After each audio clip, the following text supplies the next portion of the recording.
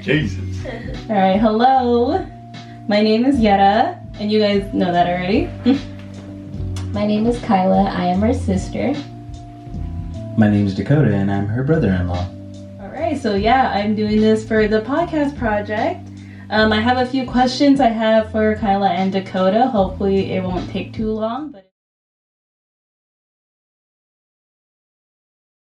So the first topic I have is just about parenting. So obviously my sister and Dakota do have a daughter together. Her name's Lorelyn, and she is my niece.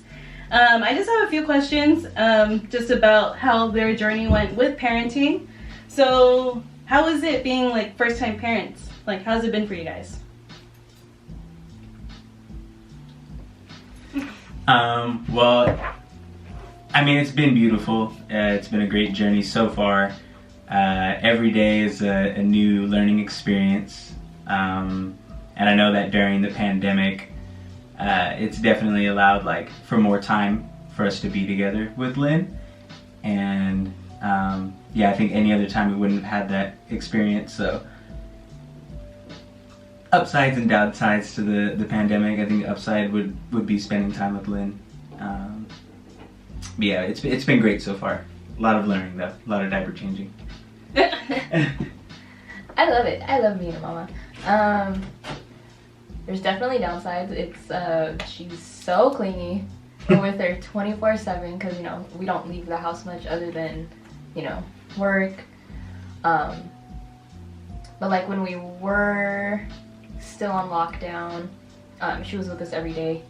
And every day. So she has that attachment to us. But I love it. It's been fun. Mm-hmm. And it's still going. It's great. And I'm the youngest in the family, so I took the heat. She's 2.5 years older than me. Yeah. Our brother is 12 years older than me, 10 years older than her. So the baby had a baby. I took all the smoke. Yeah. No, yeah, she really does. How's that affect your mental and physical health, being first-time parents? And knowing Lorelyn is 1 year and she's 1 year and 2 months. So but along that time frame, how has that affected your mental and physical health, honestly? Well, physical for me, I had a C-section.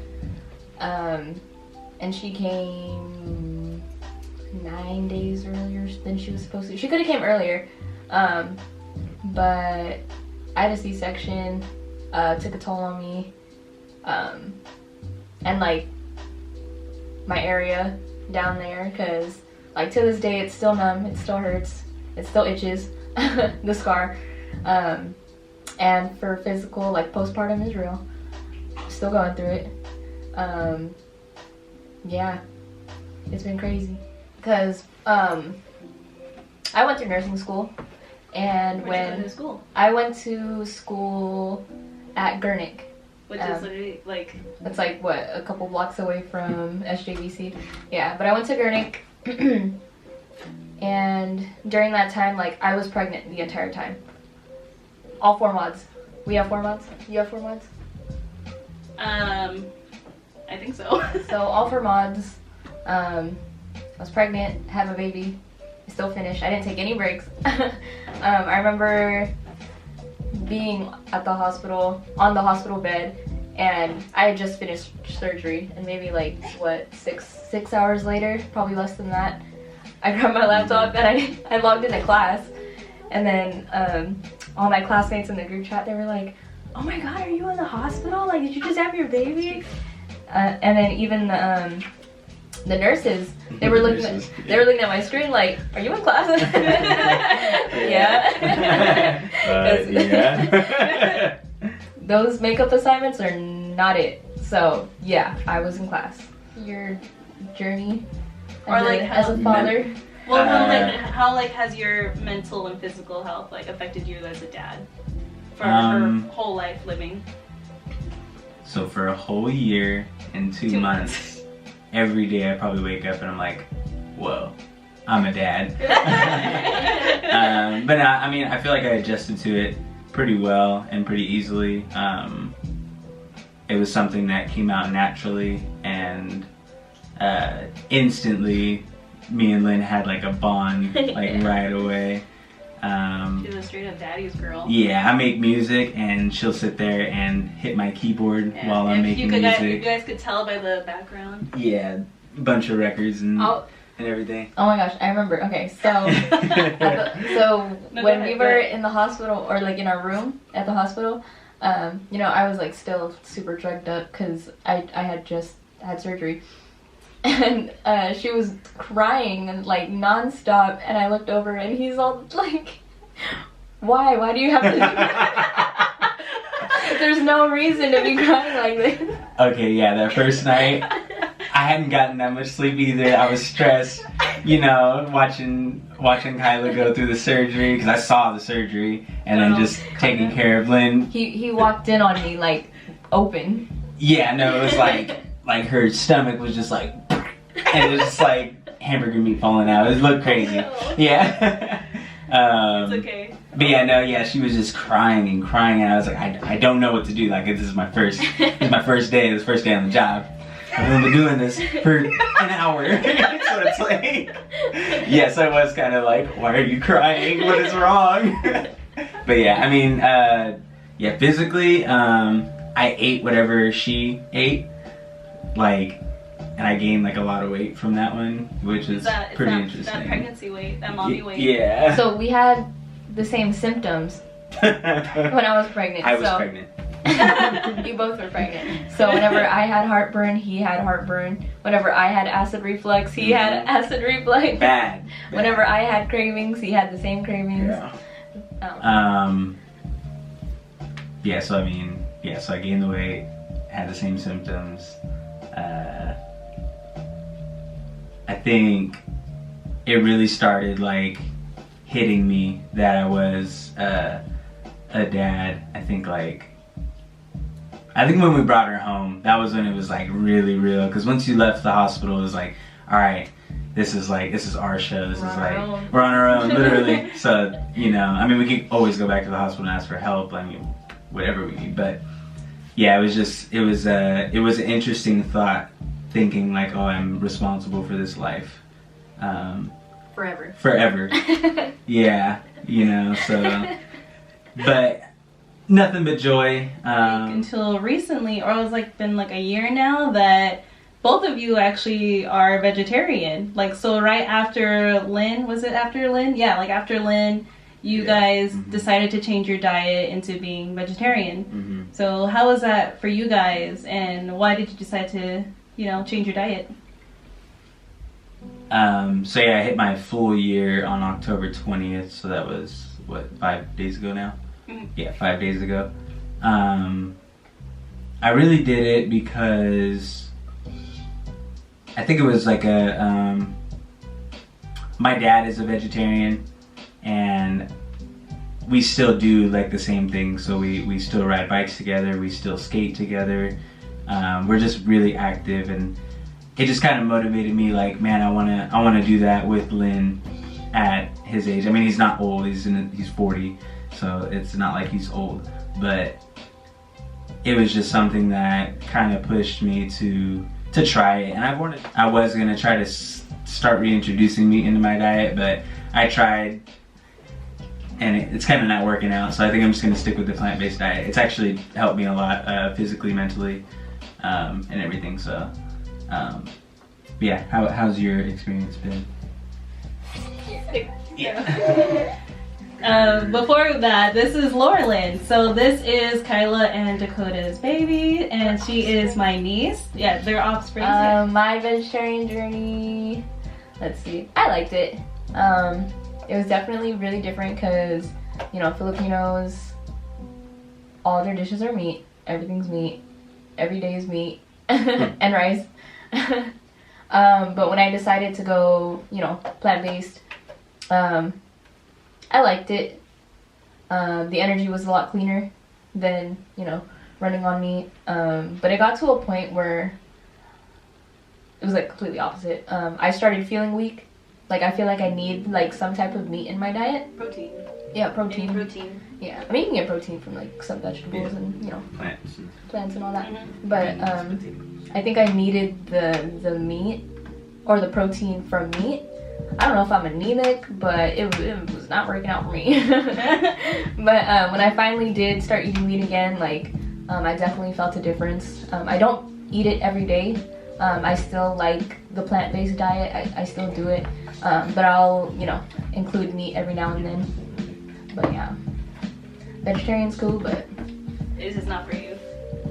I'm gonna say it's not for me, but It's like 75-25. Yeah. It's just like your body can't Yeah. really pertain it or exactly. handle it compared to Coda's.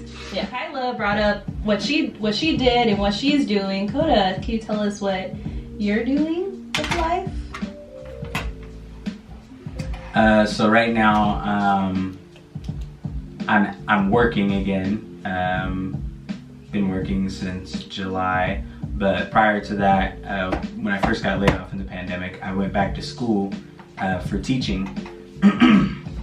So right now, I think I only have one more semester until I can transfer, and then start working on my teaching credentials. But yeah, I want to teach multi-subject. And work in 5th, 6th grade range. That's so yeah. So before I decided to get into nursing school, teaching was my first choice. I don't know why I didn't go with that path. But You still can. I still can. Yeah, I can. Education. But yes, but I did finish nursing school.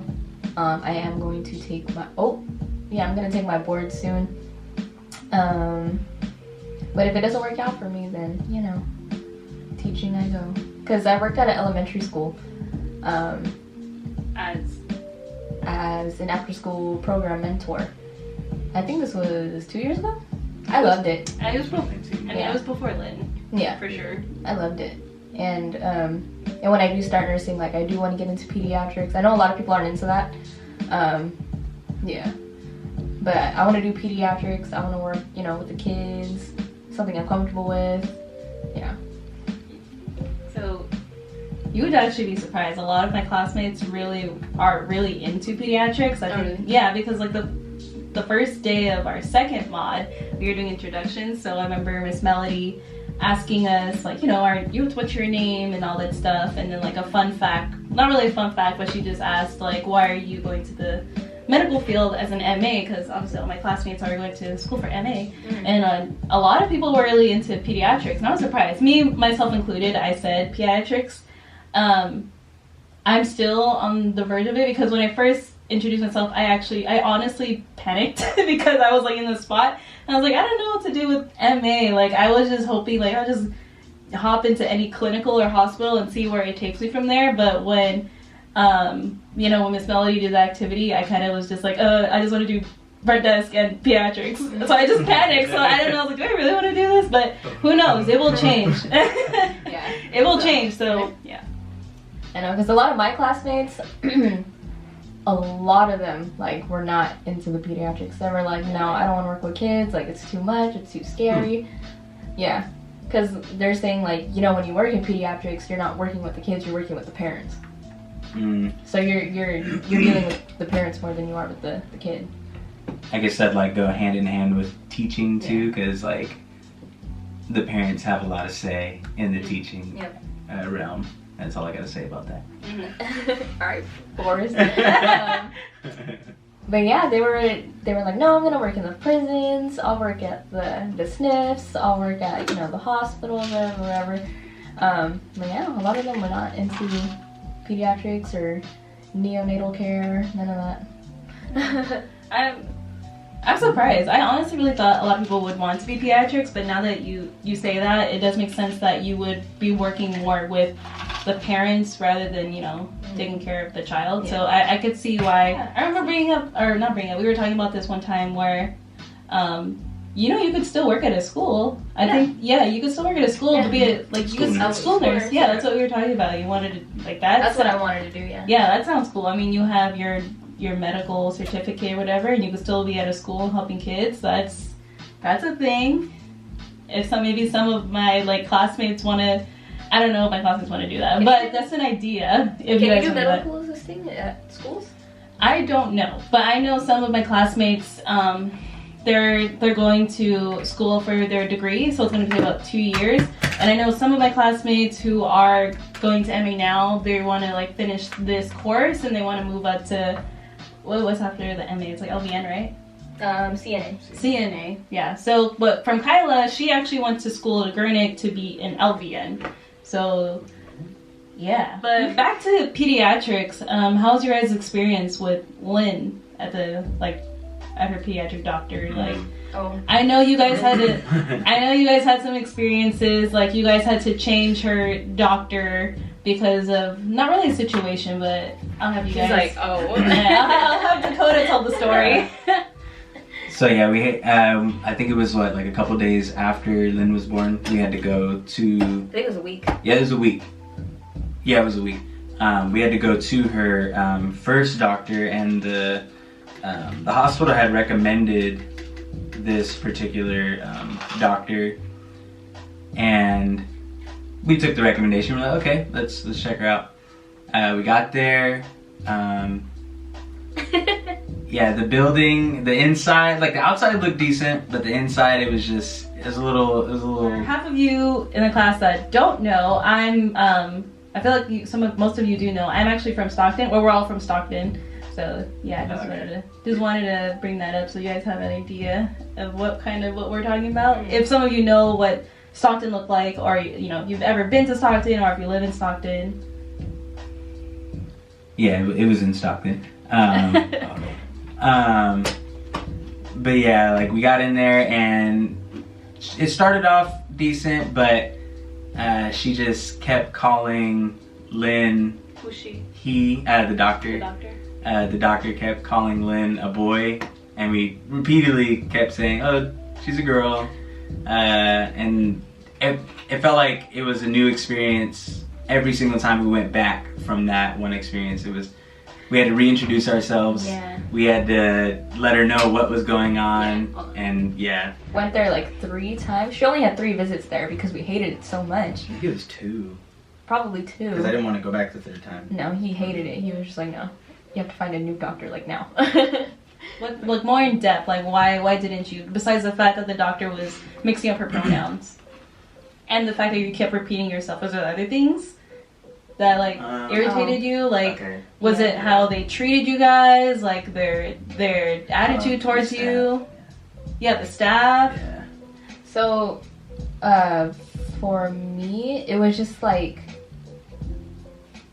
the repetition. Like we kept having to tell her, this and that, this and this, and it just seemed like she didn't care. Like she didn't take the time to listen to what we were concerned about. It just felt like everything was such in a rush. Like whatever question I had, whatever question he had, it was just like, oh no. Like it was a mess. I just didn't feel like she was being taken care of. I didn't feel like I was being taken care of.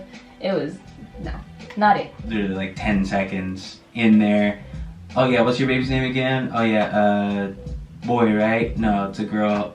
Okay. Alright. Do this, do that, and then come back in 2 weeks. That was literally the rundown of it every time.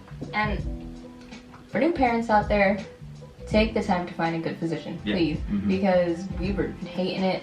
Your first baby's visit should not have to be like that, because we were sitting there after the appointment, we were like, well, what the heck was that? Yeah. And we were just confused, and it was not a good way to start off her doctor's appointments. This quote, not really a quote, but the saying that my sister has taught me is what she learned at Gurnick. One of her instructors was you can, and I want you guys to take a note of this. You could be the best, smartest nurse / doctor or physician, whatever, in the world. If you have the power to, I don't know, cure a broken leg in some faster way, I don't know. But if you're just gonna have really poor people skills, no one's gonna hire you. No one's gonna hire you. Yeah. So yeah, what my instructors were telling me, they're you could be the best student, You can have straight A's. You can, you know, pass your NCLEX and 75 questions. You can have it all. But if you don't have people skills, if you don't have social skills, like, you're not gonna win your patients like that. You know. Yeah, I think that also plays a part in, like, it's really good that they said that, because having that also helps out with the healing within, like, the patient's minds, and, you know, it'll actually, like, help like promote faster healing in a sense. So that's good that they said that. Exactly, because as a nurse, you're your patient's advocate. Yeah. Always, all the time. They're cheerleader. They're number one. Exactly. Yeah. So if they feel like they can't trust you or anything, you know, like, I don't know. That you are going to be like the face of the company or the office, because you're literally the first person that they're going to see. And if they're going to see like someone hired this person to a receptionist, like, no, I would rather take my business elsewhere. And that's your paycheck out the window. Another thing I wanted to bring up was just in general, like, mental health. So, you know, ever since the pandemic, kind of like, yeah, ever since pandemic and kind of like ever since things started like lifting up, like, we're all going back to work, we're all going back to school, you know, a lot of things are shifting. So how has your mental health taken a toll on you guys lately? Mine has been awful. Just declining. A lot of it has to do with, you know, like, family issues, you know, like, relationship issues, a new mom, trying to get my career going, work, you had to deal with people at work, just, you know, everything adds up. And financial stability too is a big one. But yeah, we're just trying to get through it every day. But overall, you know, I'm here, I'm fighting, it's all good. We got all the reasons to be alive right now. Yeah, to add on to that, probably be paranoid about a lot of things. Yeah. Cleanliness. I mean, I always wash my hands before anyways, but my hands, like, are so dry from, like, using hand sanitizer and, like, washing them so much. Like, I have to put lotion on, like, every 30 minutes. Yeah, just... What? Huh? Oh, okay. But yeah, yeah, just the paranoia of, because we had COVID. All four of us actually had COVID. Yeah, at the same time. Yeah, that was like the worst experience for myself, and just hearing that all three of them had it. You know, especially Lynn is like, whoa. It's like, don't want to get that again. So yeah, but yeah, other than that, I mean, grateful to be here. Appreciative for every day that I'm living. So another day with this little thing. Yeah, so get vaccinated. Believe in science. Get vaccinated, yes. Believe the scientists. We're not sheeple. I believe in science. Yeah, please get vaccinated. You both have your second dose, right? We still have to get it. Alright. Okay. Wait. Hold on. Wait, let me just say something. So this is actually crazy, and I don't care what anyone else says. Like, so the crazy part is, I tell people this all the time. I was fully vaccinated before I got COVID, and it wasn't the variant, because I don't know, I would have felt some other type of way, but I knew for sure it was COVID, and obviously I got tested. So whatever people say, even if you're fully vaccinated, you will still get COVID, because that happened to me, and I've had been vaccinated for a while now. Like a month after it came out, I got the vaccine, and then a couple months after, I ended up getting it still. So yeah, just please be careful out there. So the reason why we haven't gotten our second shot was because, so we had gotten the shot, and then I had came into contact with somebody who had it prior to me getting the shot. So I had already started developing the COVID in my body, and then I got the shot, and then I think the next day was when I tested positive. So it didn't have the chance to fully kick in right away. So I was out for a good 3 weeks, but by the second, third week, I started feeling better. Thank God. Get your shot. Yeah. But yeah, how did it affect you personally? It didn't hit me as hard as it hit Dakota. He had a quarantine by himself for like 2 weeks, and it was just me and the baby and Yetta without Coda. It was hard. It was hard taking care of yourself when you're sick, and then taking care of a baby when they're sick. It was difficult, but it wasn't too bad. I just wanted to make sure, like she was gonna turn out okay, because the paranoia my family gave me was freaking intense. Like, they were throwing all these like scenarios at me and all these like news articles, like this baby had COVID and she didn't survive. Like, what? Don't tell me that.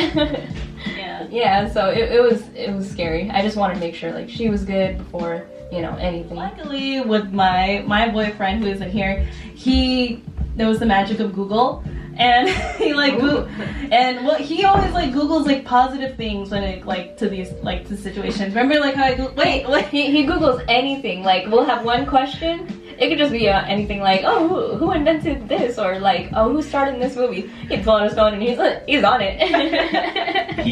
He is the Google search engine, because we won't even finish what we're saying and he'll have the answer. It's like, oh, okay. I love it though. He's going to school for software engineering, so I think that's why he's like always on it when it comes to Google. And like, not even just like me and my siblings say that, like literally all his friends, like he's like the king of Google. Like he'll like just have his phone up ready, like halfway through. Google. Yeah. Yeah. My boyfriend's name's Arnold, so if you guys I don't know if you'll ever get a chance to see him, but yeah. Great guy. Yeah. How did you guys feel when you found out that Lynn got COVID? Oh. Like, I know, yeah, it is kind of touchy, but I mean, now we're okay. We're all negative. We're healing. But just like at the moment, like, how did you guys feel when you heard the news? So, how we found out that she got COVID, we had an at-home test. My aunt works at a nursing home, and she had brought some The swabs. Yeah, the nasopharyngeal test. So she had brought that over, and we did it on her, and her test came out negative. I sat there and I was bawling, just straight crying. Oh yeah, positive, sorry. And then I called Dakota, and I was like, she has COVID, what do we do? I don't know what to do. I was just so upset, and I didn't know whether to feel like angry or, I don't know. I was just super upset. But like, as time went on, it was nobody's fault, COVID spreads. Viruses spread. But yeah, I was heartbroken. I was terrified. Yeah, I remember I was half alive when she had called me, so to add on top of my own paranoia, I was really scared for Lynn. And it sucked because I couldn't just get up and go. I could barely get up without getting like lightheaded or my heart racing crazy. It was really tough, and just that thought, and we weren't able to be on the phone, 24/7, especially with Kyla having to take care of Lynn during that time. So I'm very thankful that she did. It was just hard because I didn't know what was fully going on, like the entire time. It sucked. But we're here. But yeah, during that time, especially like finding out right away, like, I know some people like don't like to bring up or talk about their experiences with mental health. So like, how would you ask someone about their well-being without like, I don't know, what would you think would be a proper way of asking someone instead of like jumping the gun? Be like, I don't know, like, you guys have any examples? Like, how would you want someone to approach you knowing that you're mentally not okay? Well, I know for me, like when I ask my friends or like Dakota or anything, I'm just like, the standard, are you good? Like, do you need anything? Like, is there anything going on? Obviously you don't want to push it. because that's not how I want to be asked. I don't want someone to like bombard me with like questions like, are you okay? Like, tell me what's wrong. Da da da da da. Just like a simple like, are you okay? Like if you need anything, if you need to talk to anybody, if it's anything serious, like I'm here for you. I'm here to listen. Like, you know, type deal. Yeah, so I've definitely learned a lot with how to deal with going about certain situations regarding mental health. Because I am the type of person to sit there and try to like fix a situation, Right you know, then and there. right then and there. And Yeah. it's like, you know, I had to learn, and Kyla also had to explain to me a lot and teach me a lot about that. Like, you know, things do take time in that sense, and it makes sense. And there's a lot of things that like I've learned about myself that like I do because of maybe some childhood trauma or just things that I've experienced in my life, but without knowing. It's more of like a subconscious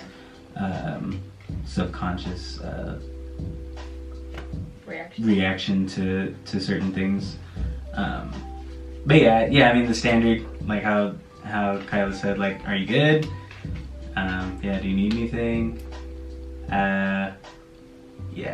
Every situation is different though too, and everybody is different, so you kind of have to like read whoever you're talking to, and just kind of come into the situation with open eyes and open heart, and just listen actually more than anything. Exactly. And not just with like what they say, but how they look, and how, if they're not making eye contact, if, you know, very short, quick, or if they're keeping themselves busy with something else. You just kind of have to like take every situation as it comes at you. So there's not like one solid answer that I can say. But yeah, that's. I know with me, like before I speak on something or speak on like the way someone's like reacting or like telling me like, hey, that so and so is going on, this and this is going on with me, da da da da da. I don't know. All I gotta do is just look up the signs and symptoms of depression. All you gotta do is look up. Just study. Do your research. Yeah, just study it. Study depression, study anxiety, study ADHD, study it. Just if you're really concerned for your friend or whatever, family member, all you gotta do is research it and figure out as to why they're reacting the way they are, you know? Or else I have to call Arnold and he has to pull up Google again and be like, why is Kyla feeling this way? What are some treatments for mental health? So for you guys personally, like, how would you guys like treat your mental health personally? Because I know there's a lot of people who treat it differently, but how have you guys experienced it or dealt with it? Go outside and get some sun. Well, it's been flooding. Oh yeah. Seasonal depression is real, but when the sun is out, I go out and get some sun. Take a walk, whatever. Go to the farmer's market, take yourself on a date, something. Read a book outside. Yeah. Seasonal depression is real just because like I haven't experienced it, but Arnold has experienced it. Yeah. Like Arnold legit bought, I don't know how much this lamp was, but he legit. Oh, is it like a vitamin D, like UV lamp? Yeah, it's like he got like a sun lamp or some vitamin D lamp, and I wouldn't know because I don't have it. But I asked him, I was all like, why did you buy such an expensive lamp that looks like the sun? Like me personally, I like the dark. Like when we're in our bedroom, I like a dim light. Or just have like just a TV light on. I like that. But he like puts this sunlight on and I'm just like, why do you need this? It's too bright. People in Alaska use those because you know how like Alaska 30 days, I think. 30 days, yeah. Or 6 months, right? What like half and half. Actually, I don't know the amount of time, but Alaska, they're out of the sun for a good amount of time, and that causes depression because they don't get that sunlight, that vitamin D from the sun. So they buy those lamps and they use them for an alternative for the sun. That's actually a really cool fact. Yeah. What I do, I make music. I'll draw. I'll paint. I write. Yeah, read a book. I'll skateboard. I haven't been doing that lately, but I've been riding my bike a lot. You sound lazy over here. You said take a walk. I mean, that's nice. Okay. It's not Okay, bike. but- No. In this neighborhood, in this particular day and age, I cannot go take a walk. I'm a woman. So Dakota bringing up all his artsy stuff, all his artsy hobbies. You know, you being let's say you make beats, make music, you draw all these different paintings in his room. You guys can't see, but his room is filled with art pieces. Paints, draws, sings, raps, skateboards, produces. He acts. He's in theater. I'm just collecting the infinity stones of the entertainment business. So Multi-talented. shave my head like Thanos. But yeah, since Coda's so artsy, you want to plug your art, your stage name, and your music? Sure, yeah. Oh, snap. Yeah, so I go by the name of KO, and I have an album that released 2 years ago now called The Fabric. So it's The Fabric by KO, and it's on all the streaming platforms, Spotify, iTunes, Bandcamp, SoundCloud. Yeah, it's on all of them. And yeah, since things are lifting up, started doing shows again, so that was cool. So just did the Mad Fest here in Stockton, and I headlined that show, so that was really fun. Yeah, and then we got some other projects in the works with the West Coast Trade School producer named Damage, also my roommate. So yeah, got a lot of music coming out. Yeah. So just for the actual for now for my project, like I said, I'm Yetta. I'm Kyla.